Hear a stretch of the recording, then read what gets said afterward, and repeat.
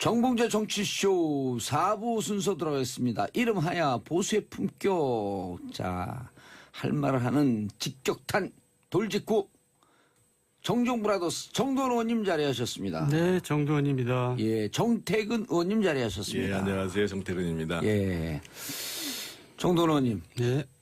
주말에 그냥 발칵 뒤집혔어요, 세계가. 네. 예, 북한의 6차 핵실험 어떻게 보셨어요?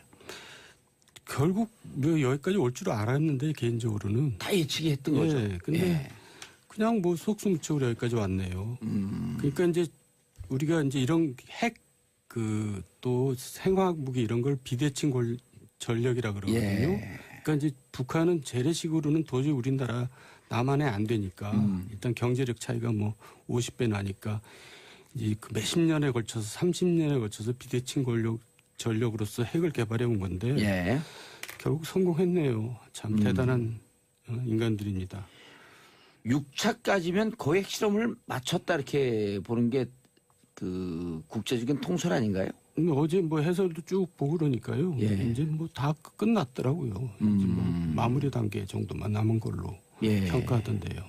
우리 정부 대응은 우리 정부 대응은 그동안에 이제 제가 국방위원장도 하고 그랬는데 예, 아 국방위원장도 하셨죠. 북한에서 뭐 미사일을 발사하거나 핵실험을 하면은 늘 하는 말이 있어요. 근데 그 토시 하나 또 틀리지 않고 똑같아요. 예.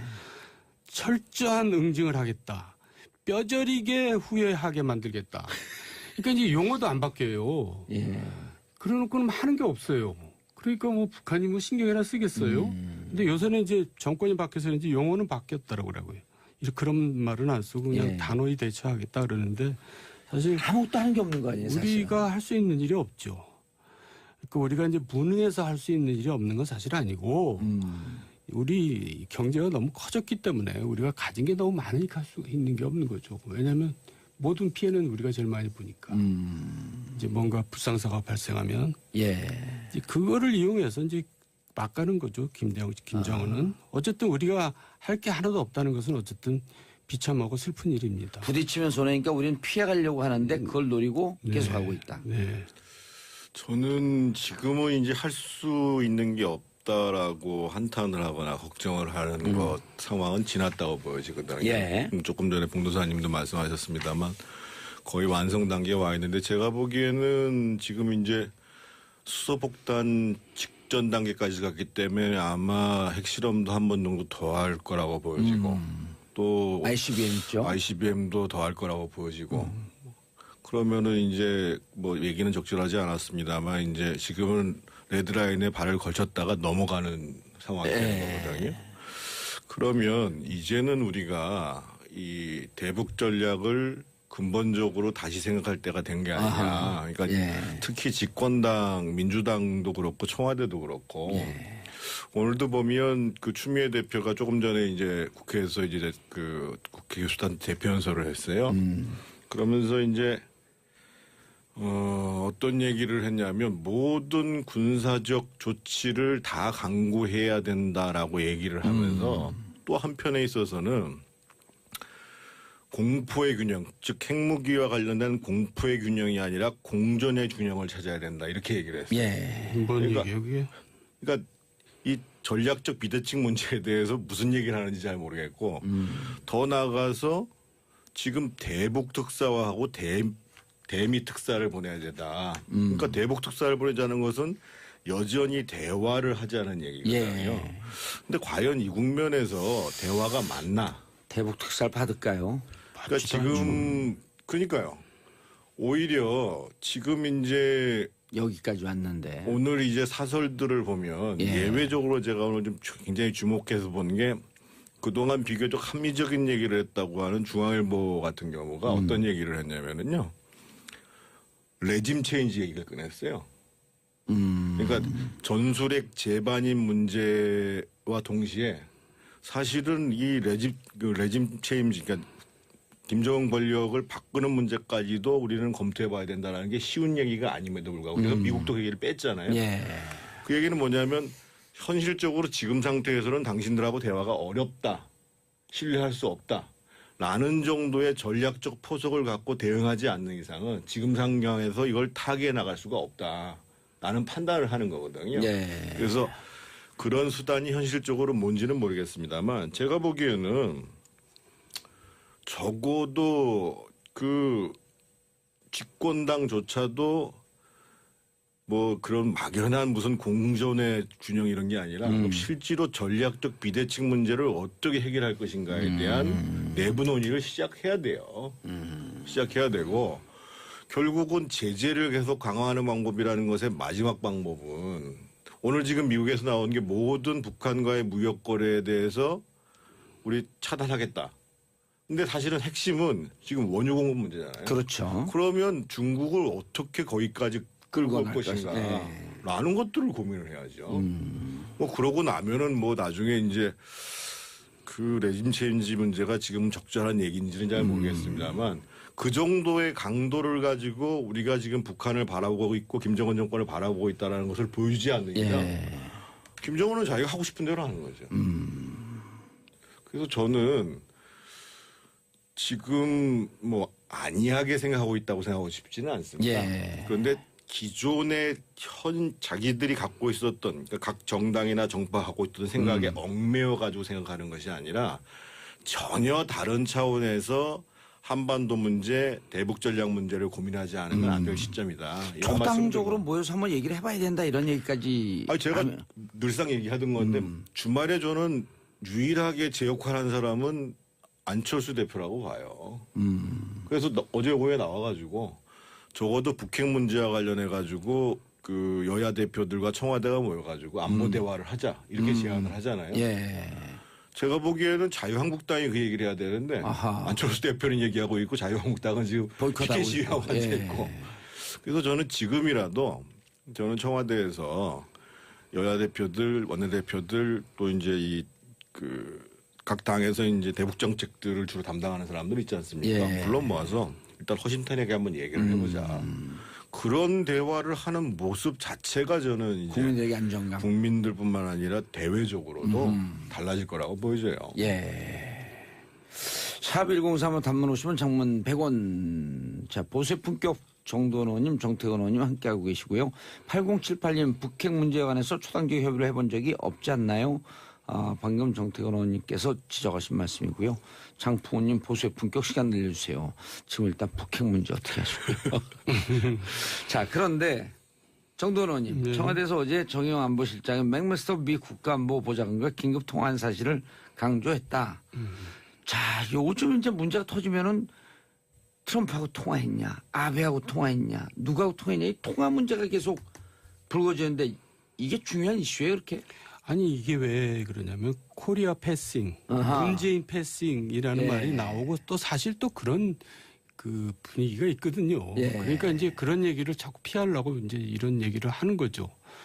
그리고 사실 제가 그동안에 문재인 정부 이렇게 보면은 특히 한미동맹 관련해서 결국 갈 길을 갈면서 기분 나쁘게 만들고 간단 말이에요. 그거는 굉장히 현명하지 못한 것 같아요.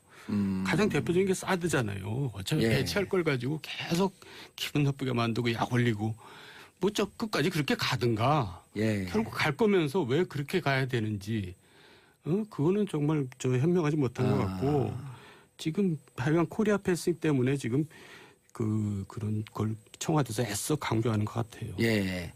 외교안보 라인에 대해서 예를 들어갖고 여당 내부에서도 좀 부글부글 끓는다 이런 얘기들이 좀 나오고 있거든요. 외교안보 라인이 사실 왜 저는 이해가 안 가는 게 대사들은 청문회 하지도 않잖아요. 그렇죠. 근데 지금 4강 대사 인사간지 뭐 아직도 완료가 안 됐는데 왜 그런지 모르겠어요. 뭐가 문제인지 안에 뭐 문제가 분명히 있긴 있는 것 같은데. 근데 어쨌든 뭐 저는 꼭 그 외교관이 대사를 해야 된다. 커리어 외교관이 그렇게 생각하지는 않고 장단점이 있는데 하여간 뭐 제가 보니까 그렇게 훌륭한 사람 같지도 않은데 한번 분석을 좀 해주시죠. 지금 미국 보면은, 대사 조윤재 서강대 국제대학원장 경제전공이에요? 그거는 저 정태근 의원이 한번 고전해요. 지금 이제 대화 문제를 자꾸만 이제 뭐 전화 통화했냐 안 했냐 얘기를 하는데 저는 참 답답한 게요. 예를 들면 일본은 즉각적인 무슨 군사적 대응이나 할 이유가 없어요. 근데 우리는 다르거든요. 근데 그래서 전화를 했냐 안 했냐의 문제가 아니라 이미 사실은 6차 핵실험까지는 예정된 상황이었고 그러면 북한의 도발 강도가 올라가면 그때는 우리가 어떻게 대응한다라는 것들을 한미 간에 이미 매뉴얼로 나와 있어야 되는 거예요. 그래서 저는 어제도 답답한 게 어제 미국이 이제 뭐 밤 시간이었으니까 뭐 밤 시간 지나서 아침에 발표한다. 그게 아니고 적어도 북한에서 핵실험을 했다고 한다면 예를 들면 그럼 즉각적으로 몇 시간 내에 전략자산 운영한다.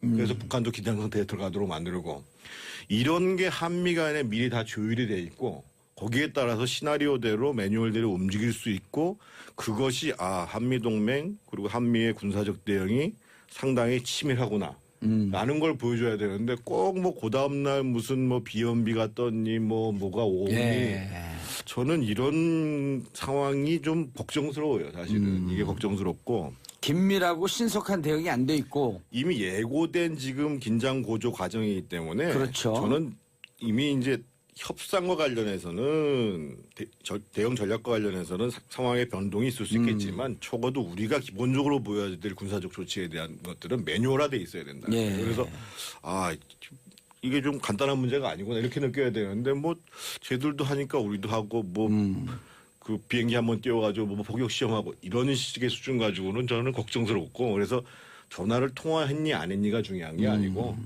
한미 간에 적어도 북한의 도발에 대해서 기본적인 그 대응 문제에 대해서는 매뉴얼화되어 있어서 즉각적으로 진행이 돼야 된다. 우리 대응 방식을 보고 북측에서 이 정도 니네 맨날 뻔한 거 아니야? 우리가 긴장할 이유가 없어? 이렇게 볼 수 있다라고 하는 거 아니에요? 그러니까 작은 그럼요. 얘기지만 연평도 포격 이후에 이제 그때 우리가 이제 보고하지 말고 그냥 무조건 먼저 쏴라. 그다음부터는 사실 포격 도발이나 이런 게 없거든요. 그러니까 이제 레드라인을 넘으면은 안 된다. 우리는 모든 테이블을 올려놨다. 근데 사실 북한이 볼 때는 그게 구체적인 게 없거든요. 그러니까 막 가는 거죠. 없다. 근데 그게 사실 구체적인 게 있다고 하면은 북한이 이렇게 쉽게 덤비지는 못하겠죠. 물론 그래서 저는 앞으로 한미 간에 있어서 더 긴밀한 역할 그리고 한미뿐만 아니라 이제 지금 어떻든 한반도를 둘러싸고 우리 이제 한미 동맹이 제일 중요하고 그다음에 이제 뭐 중국, 일본, 러시아가 있잖아요. 그리고 이제 그 4대국의 대사들은 현장에서 우리의 입장에서 상대방의 정부들하고 조율을 하는 사람이란 말이에요. 그리고 이제 지금 그 청와대 안보실장이나 외무부 장관이 부족한 부분들을 채워가지고 해나갈 수 있는 부분들인데 우리가 다 이미 알고 있습니다만 지금 안보실장 정의연 실장님이 훌륭하신 분이지만 이분이 이제 안보 전문가가 아니라 원래 이제 통상 전문가란 말이에요. 제네바 대사 지내셨고 그리고 이제 외무부 장관도 지금 열심히 뛰고 있습니다만 국제기구에서 주로 활동했지 지금 이제 이 동아시아 한반도 핵무기 관련해가지고 역할 하신 분이 아니거든요. 인권 전문가죠. 그렇다고 보면 적어도 저는 이제 뭐 주미대사부터 시작해서 이번에 이제 한 번씩 한번 좀 들여다보시죠. 조윤재 대사를 임명했는데 조윤재 대사를 원래 경제학을 전공하신 분이세요. 주영 대사로 근무를 하셨습니다만 그 주로 이제 통상 외교 경제보좌관을 했던 분입니다. 그래서 저는 이 시기에 이 중요한 시기에 아마 지금 대표적으로 그 본인들이 사양했다고 거론되는 사람들이 이제 문정인 교수님하고 연세대 그리고 이제 전에 이제 이태식 대사 주미대사가 있었거든요. 이태식 대사 같은 분은 노무현 정부 때 주민대사로 있으면서 MB 정부 때도 1년 넘게 주민대사를 했던 분이에요. 그리고 이제 안보 문제에 대한 또 전문가고 진영과 무관하게 그쪽의 전문가일 수 있다. 아니 이태식 대사가 어떤 분이냐면요. 캐도라고 있잖아요. 우리 옛날에 한반도 그 핵 에너지 개발 기구라고 해서 여기 영변에다가 그 정설 공조를 했어요. 거기에 사무처장으로 나가 있던 분이에요. 그러니까 북핵과 관련된 협상에 있어서 상당히 핵심적인 역할을 했던 분이고. 북과도 대화가 되고. 근데 이분이 이제 주미대사를 하니까 아마 내가 또 후배들이 있는데 또 뭘 하냐고 지금 뭐 물론 연세도 있어요. 만으로 71살이시니까. 근데 저는 그러면 문정인 교수가 됐든 이태식 교수가 됐든 이태식 대사가 됐든 이런 분들한테 진짜 상고 처리해서 지금 나라가 어려우니까 적어도 요 국면까지는 당신들이 좀 역할을 맡아달라. 저는 이렇게 해야 되고 그러면은 만약에 사양한다고 그러면 그분들이 문제가 있는 거죠. 근데 문재인 교수는 지난번 그 미국 방문에서 발언 때문에 보수 진영에서 문제 제기를 좀 세게 할 거 아니에요. 저는 오히려 미국을 잘 알고 예. 또 많은 지인들이 있고 그러면서도 또 전략적으로 우리 입장들을 얘기할 수 있는 사람이 필요한 시점이에요. 그렇지만 중요한 것은 아까 이제 제가 우리 국내 정치 내에서 예. 안보와 관련된 내부 공감대를 올려가는 과정들 말씀드렸잖아요. 예. 그래서 이제 내부에서는 소위 이제 한미 간의 관계 대북 전략에 대해서 합의 수준을 올려가고 예. 보다도 미국과 관계에 있어서는 역동적으로 역할을 해야지요. 다만 그렇다고 해서 이제 마구선을 넘어가면 안 되겠지만 그러니까 이제 주일 대사 같은 경우도 제가 보기에는 일본이라는 나라가 굉장히 이제 인맥 교본 이런 걸 중시하죠. 근데 네. 이번에 이제 임명된 이제 이수은 교수 같은 분이 북한 문제 전문가는 건 전문가세요. 예. 북동문제연구소에서 오랫동안 하셨고. 근데 아마 개요대 초빙 교수로 가지신 적이 있기 때문에 아마 이제 하신 것 같은데 전반적으로 지금 이제 외교 사이드에서 평가하는 것은 그런 이제 일본의 외교 특히 정계 예를 들면 박근혜 정부 때는 참 인사를 잘 못하신 분이지만은 그래도 잘한 게 뭐냐면 유흥수 대사를 썼거든요. 예. 나이트 많은. 근데 왜 썼냐면 유흥수 의원이 국회에 있을 때 오랫동안 한일의원연맹의 간사장을 하셨어요. 그리고 일본에서 초등학교를 다녔어요. 그러니까 저기 장관들이 친구들이 많아요. 그런 게 중요한 거거든요. 그래서 저는 실질적인 인맥. 노영민 의원 같은 경우는 아무래도 중국은 실세들을 좋아하니까 뭐 노영민 의원이 실세로 많이 알려졌잖아요. 그렇죠. 인재이 예, 아닌지 잘 그렇죠. 모르겠습니다만 그래서 이제 의미가 있는지 몰라도 왜 이렇게 외교 라인, 안보 라인이 이렇게 취약해야 되는지에 대해서 저는 좀 잘 이해가 안 가요. 정말 이번에 대사를 보면 실질적으로 역할을 할 사람들은 그나마 이제 노영민 의원 같은 경우는 그렇죠. 중국 입장에서 보면 저 사람은 청와대랑 다이다이 얘기되는 바로 얘기되는 노영민 의원 사람이다. 대사한테 얘기하면 대통령한테 바로 얘기가 들어간다. 뭐 그 정도겠지요. 근데 그렇지 않고서는 주일이나 주미 같은 경우는 뭐 저도 이제 개인적으로 노영민 의원을 잘 압니다만 얼만큼 이제 그 외교 역량을 발휘하실지 또 모르겠지만 연대 선배시잖아요. 그런 측면에서 보면 여기서 그게 왜 나와요? 아마 실세라는 측면에서는 아마 중국 정부하고 얘기하는 거는 편할 수 있을 거라고 봐요. 근데 지금 굉장히 중요한 그 주미대사, 주일대사 관련해서는 제가 갸우뚱하지 않을 수 없다. 이런 문제 제기를 좀 드리고 싶고 지금 러시아 대사도 지금 우윤근 사무총장님 지금 내정설이 나오잖아요. 예. 근데 지금 제일 삐딱하게 나오는 게 지금 러시아 아니에요, 지금? 그렇죠. 예를 들면 어제 지난번에 핵실험에 대해서도 UFC 있을 때 쌍중단하라고 그러잖아요. 그래서 여전히 그냥 계속 대화로 풀어야 된다고 얘기를 하고.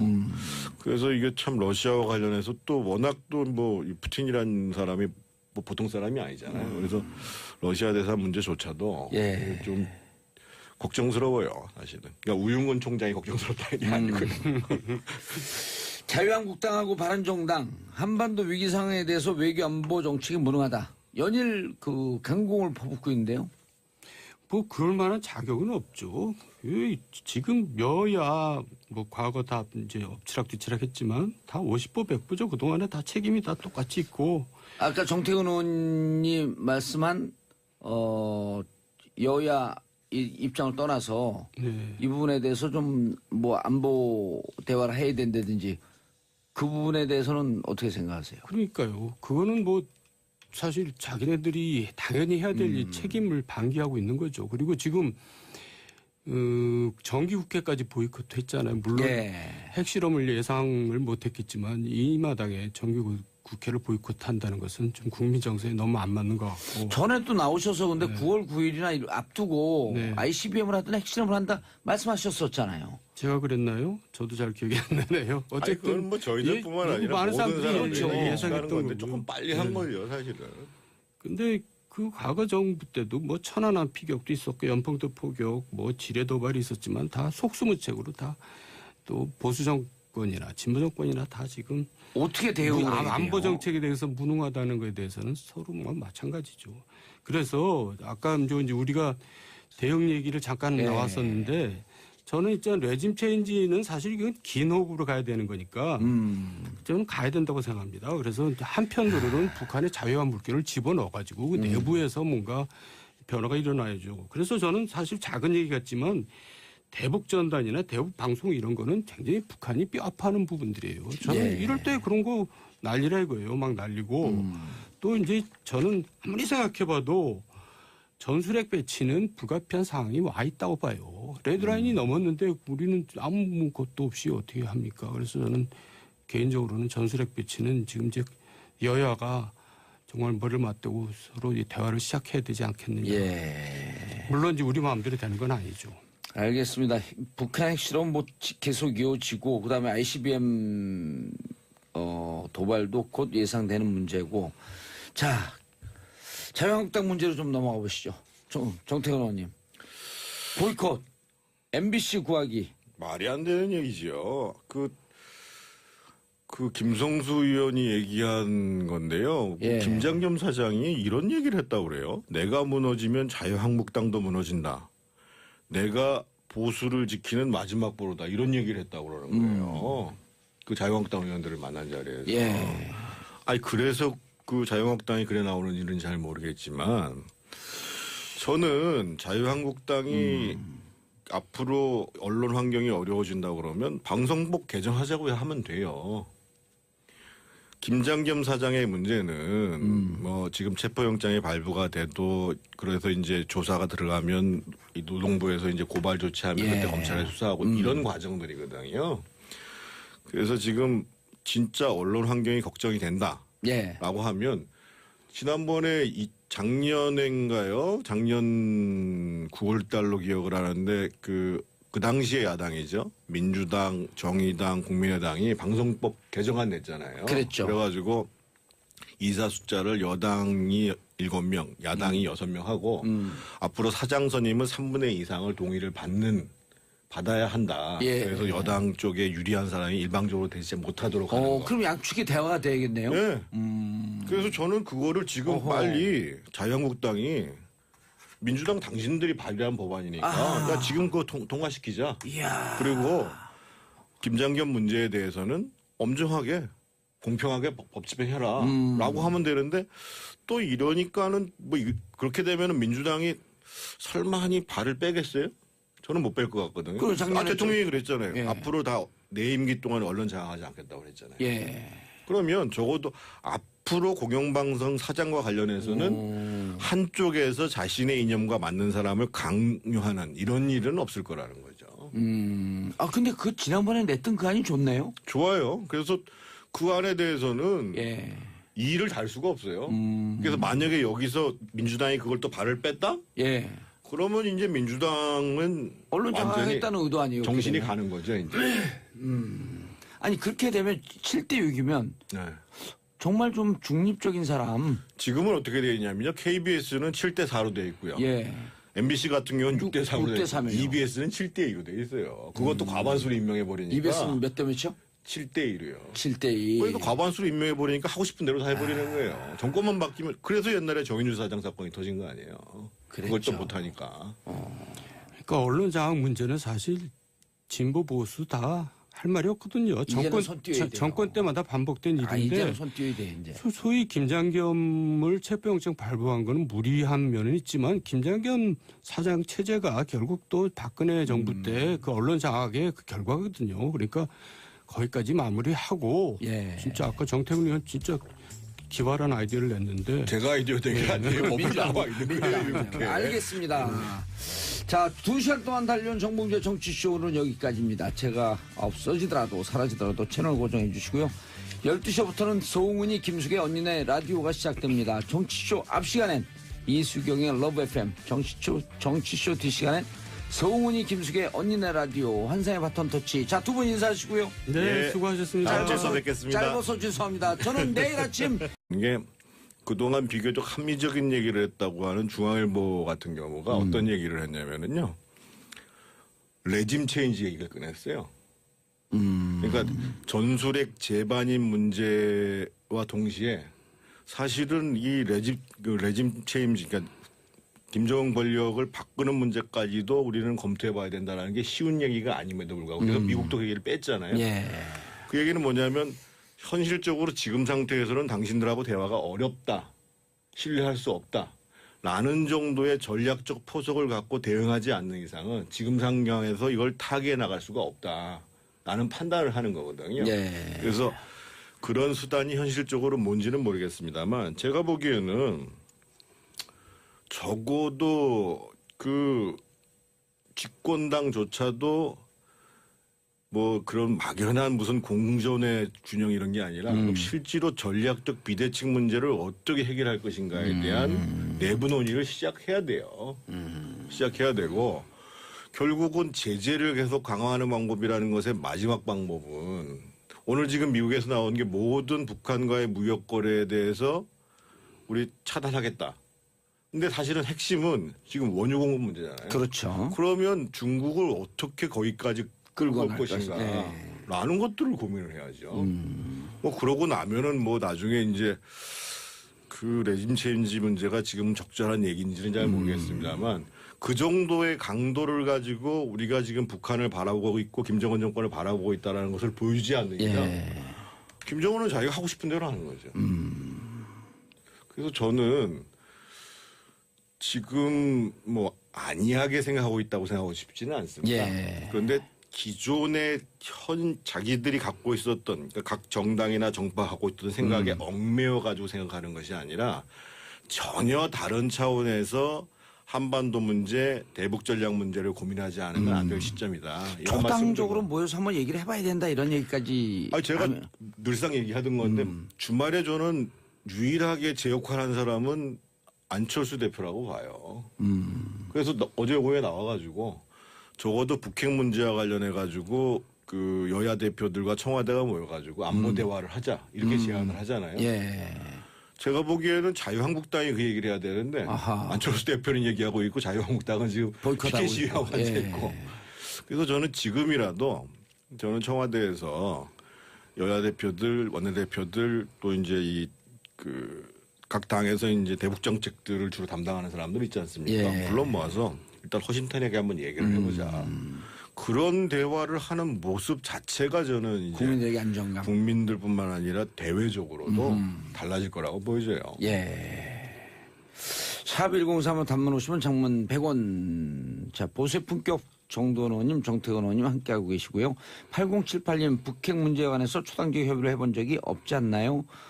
방금 정태근 의원님께서 지적하신 말씀이고요. 장풍우님 보수의 품격 시간 늘려주세요. 지금 일단 북핵 문제 어떻게 하시고요. 자, 그런데 정도원 의원님, 청와대에서 어제 정의용 안보실장이 맥메스터 미 국가안보보좌관과 긴급 통화한 사실을 강조했다.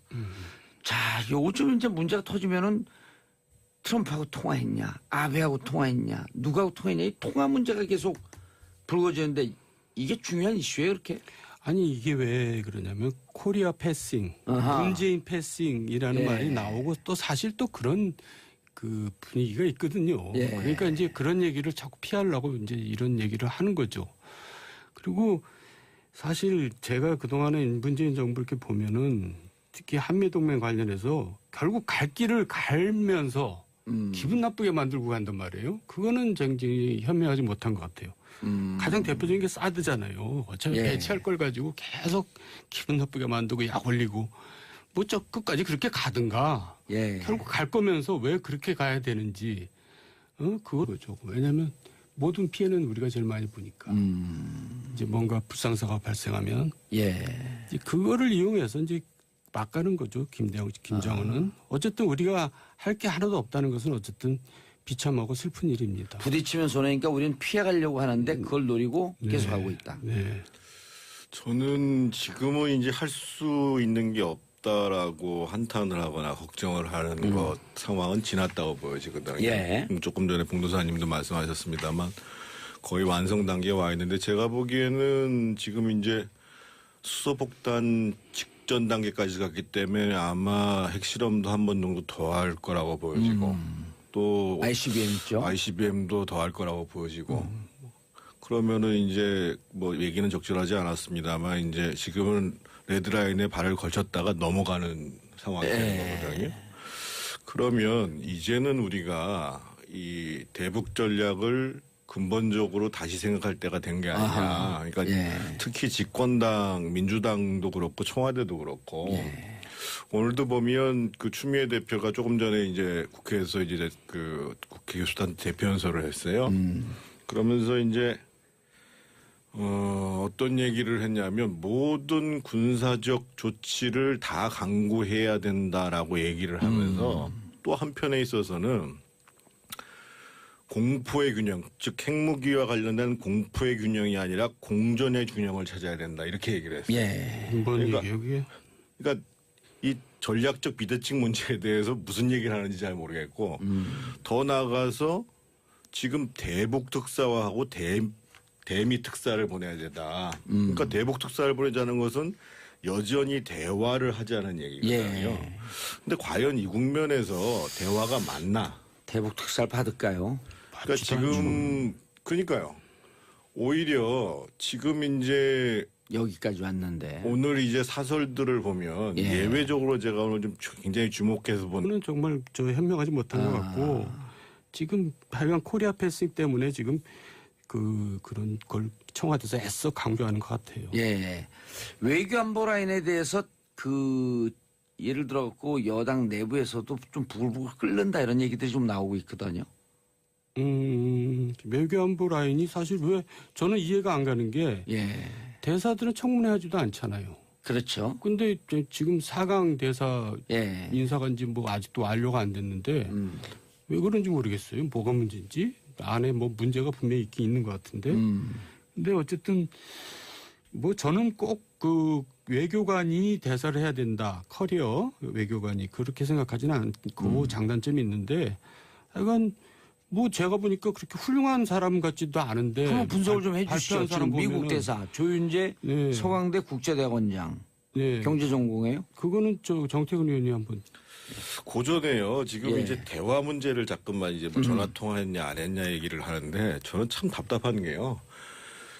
예를 들면 일본은 즉각적인 무슨 군사적 대응이나 할 이유가 없어요. 근데 우리는 다르거든요. 근데 그래서 전화를 했냐 안 했냐의 문제가 아니라 이미 사실은 6차 핵실험까지는 예정된 상황이었고 그러면 북한의 도발 강도가 올라가면 그때는 우리가 어떻게 대응한다라는 것들을 한미 간에 이미 매뉴얼로 나와 있어야 되는 거예요. 그래서 저는 어제도 답답한 게 어제 미국이 이제 뭐 밤 시간이었으니까 예. 뭐 밤 시간 지나서 아침에 발표한다. 그게 아니고 적어도 북한에서 핵실험을 했다고 한다면 예를 들면 그럼 즉각적으로 몇 시간 내에 전략자산 운영한다.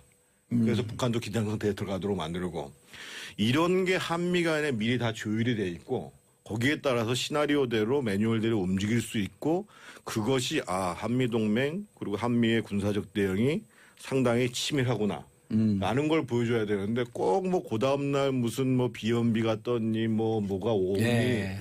저는 이런 상황이 좀 걱정스러워요. 사실은 이게 걱정스럽고 정봉재 정치쇼 4부 순서 들어가겠습니다. 이름하여 보수의 품격. 자, 할 말을 하는 직격탄 돌직구 정종브라더스 정도원 의원님 자리하셨습니다. 네 정도원입니다. 예, 정태근 의원님 자리하셨습니다. 예 안녕하세요 정태근입니다. 예, 정도원 의원님 네. 주말에 그냥 발칵 뒤집혔어요 세계가. 네. 예, 북한의 6차 핵실험 어떻게 보셨어요? 결국 뭐 여기까지 올 줄 알았는데 개인적으로는 다 예측이 했던 거죠. 예, 근데 예. 그냥 뭐 속수무책으로 여기까지 왔네요. 그러니까 이제 우리가 이제 이런 또 생화학 무기 이런 걸 비대칭 전력이라 그러거든요. 예. 그러니까 이제 북한은 재래식으로는 도저히 우리나라 남한에 안 되니까 일단 경제력 차이가 뭐 50배 나니까 이제 그 몇십 년에 걸쳐서 30년에 걸쳐서 비대칭 전력으로서 핵을 개발해 온 건데 예. 결국 성공했네요. 참 대단한 인간들입니다. 6차까지면 거의 핵실험을 마쳤다 이렇게 보는 게 그 국제적인 통설 아닌가요? 어제 뭐 해설도 쭉 보고 그러니까요. 예. 이제 뭐 다 끝났더라고요. 이제 뭐 마무리 단계 정도만 남은 걸로 예. 평가하던데요. 우리 정부 대응은 우리 정부 대응은 그동안에 이제 제가 국방위원장도 하고 그랬는데 예. 국방위원장도 하셨죠. 북한에서 뭐 미사일을 발사하거나 핵실험을 하면은 늘 하는 말이 있어요. 근데 그 토시 하나 또 틀리지 않고 똑같아요. 철저한 응징을 하겠다. 뼈저리게 후회하게 만들겠다. 그러니까 이제 용어도 안 바뀌어요. 예. 그래놓고는 하는 게 없어요. 그러니까 뭐 북한이 뭐 신경이나 쓰겠어요. 근데 요새는 이제 정권이 바뀌어서 이제 용어는 바뀌었다라고 그러고요. 그런 말은 안 쓰고 그냥 예. 단호히 대처하겠다 그러는데 사실 아무것도 하는 게 없는 거 아니에요, 사실. 우리가 할 수 있는 일이 없죠. 그러니까 우리가 이제 무능해서 할 수 있는 일이 없는 건 사실 아니고 우리 경제가 너무 커졌기 때문에 우리가 가진 게 너무 많으니까 할 수 있는 게 없는